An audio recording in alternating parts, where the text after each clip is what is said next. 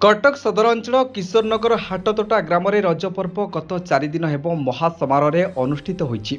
हाटतोटा ग्राम ग्रामवासी मानक द्वारा आयोजित रज महोत्सव में नवनिर्वाचित भारतीय जनता पार्टी कटक सदर विधायक इंजीनियर प्रकाश सेठी, महांगा विधायक शारदा प्रसाद प्रधान मंचरे प्रदीप प्रज्वलन करथिले। तेबे सबुठु बड़ कथा हेउछि बीजेपी राज्य उपसभापति श्रीयुक्त गोलोक महापात्र उत्सव में जोगदे यार मर्यादा बढ़ाई परे अतिथि मानक पुष्पगुच्छ उत्तरीय दे कमिटी तरफ संबर्धित करा जायथिला।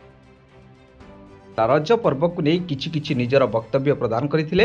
एथि सहित कुनी कुनी पिलामानक द्वारा नाच गीतरे कंपी उठुथिला समग्र अंचल। पाखापाखि विभिन्न पंचायतरू लोकमानक बेस भिड़ जमिथिला। ठीक सेहीपरि मीना बजार भिड़ देखा जायथिला। ओडिशार गणपर्व रज पर्व विभिन्न स्थान में पालन करा जाउथिबा बेले किशोरनगर हाटतोटारे बेस धूमधाम रे पालन करा जायथिला। एभली जनता मानक आशीर्वाद रहिले आगको आहुरी महा आडंबर रे पालन करा जिबा नै कहिसेंती कटक सदर विधायक इंजीनियर प्रकाश चंद्र सेठी। निश्चय कटक सदर आ किशोरनगर ठारे जो रज महोत्सव चली एरिया रे फास्ट कहया गले जहाँकि बहुत पॉपुलेशन बहुत लोक गैदरिंग होउछन्ते, लोक बहुत एंजॉय करूछन्ते। विभिन्न कमिटी सदस्य मान धन्यवाद देवी परिश्रम सफल करिछन्ते कार्यक्रम। एही परि प्रति वर्ष कार्यक्रम करिया पई मु चेष्टा करबी। निश्चय विभिन्न प्रकार कार्यक्रम एठी थला। फर्स्ट हमर 13 तारिख टू स्टार्ट हेतिला। 13, 14, 15, 16 तारिख 4 दिन कार्यक्रम रहितला।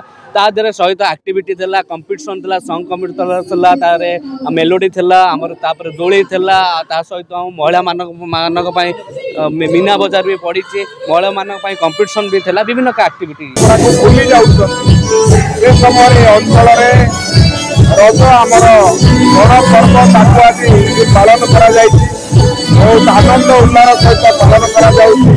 गत 3 दिन कार्यक्रम चली अंचल विशेषता जो मैंने कार्यक्रम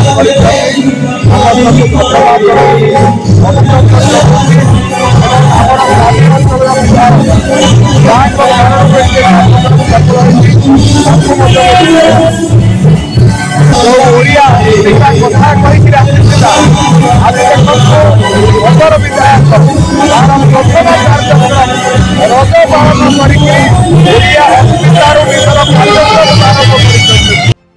कटकरू अनिल विश्वाल रिपोर्ट संस्कार टीवी ओडिशा।